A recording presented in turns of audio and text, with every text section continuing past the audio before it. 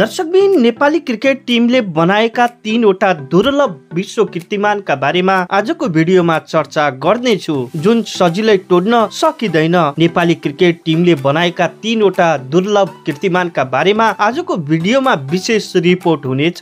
दर्शकबिन हाम्रो भिडियोलाई कुन ठाउँबाट हेर्दै हुनुहुन्छ प्रतिक्रिया दिनुहोला। च्यानललाई सब्स्क्राइब गर्नु भएको छैन भने सब्स्क्राइब गरिदिनु होला। भनिन्छ खेलकुदमा असम्भव भन्ने चीज कुनै पनि हुँदैन। खेलकुदमा कीर्तिमानहरू तोड्नका लागि बन्छन्, चाँडै नै तोडिने वा अलि समयसम्म रहने भन्ने कुरा त्यो कीर्तिमान र समयमा भर पर्ने गर्दछ। तर विश्व क्रिकेटमा नेपालले नै केही यस्ता दुर्लभ कीर्तिमान बनाएको छ जुन सजिलै तोड्न सकिँदैन। विश्व क्रिकेटमा नेपालले थुप्रै कीर्तिमानहरू बनाएको छ जसमा सजिलै तोड्न नसकिने 3 वटा कीर्तिमानका बारेमा अहिलेको भिडियोमा चर्चा गर्नेछु। दर्शकबिन पहिलो कीर्तिमान हो दिपेन्द्र सिंह एरीको 9 बलमा अर्धशतक। नेपालका अलराउन्डर दिपेन्द्र सिंह एरीले सन् 2023 सेप्टेम्बर 27 मा मंगोलिया विरुद्ध T20I खेलमा 9 बलमै अर्धशतक पुरा गरेका थिए। उक्त खेलमा दिपेन्द्रले 8 छक्का र 1 बलमा 2 रन गर्दै 50 रन पुरा गरेका थिए। विश्वको कुनै पनि क्रिकेट खेलको यो सर्वाधिक छिटो अर्धशतक हो। उनले सन् 2007 मा भारतीय क्रिकेटर युवराज सिंहले इंग्ल्यान्ड विरुद्ध T20 विश्वकपमा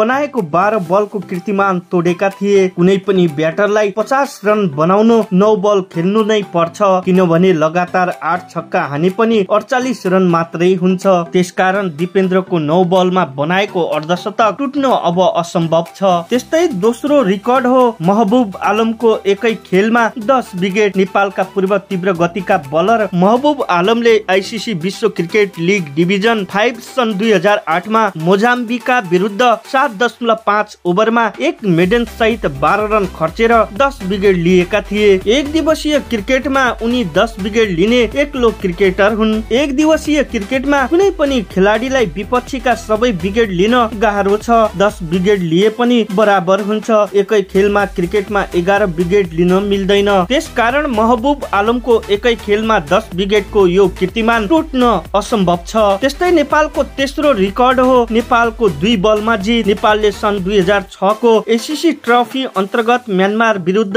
मात्रै 2 बलमा जित निकालेको थियो। महबुब आलमले 7 र विनोद दासले 3 विकेट लिएपछि पहिला ब्याटिङ गरेको म्यानमार 12.1 ओभरमा 10 रनमा अल आउट भएको थियो। 11 रनको लक्ष्य नेपालले 2 बलमै पुरा गरेको थियो। उक्त खेलमा ओपनर महेश छेत्री र ज्ञानेन्द्र मल्लले एक बलको सामना गर्दै 3-3 रन बटुलेका थिए। नेपालले 5 रन वाइड मार्फत पाएको थियो। क्रिकेटमा 2 बलमा जित अब भने असम्भव देखिन्छ। विश्व क्रिकेटमा धेरै परिवर्तन र विकास भएको छ। विश्व क्रिकेटका ठूला पावर हाउस टोलीहरू भर्खर सिकेका देशसँग क्रिकेट खेल्दैनन्। भर्खर सिक्न थालेका देशहरू त्यही स्तरका टोलीसँग खेल्छन्। यो कीर्तिमान तोड्नलाई 1 बलमै जित्नु पर्छ, तर त्यो अब असम्भव देखिन्छ।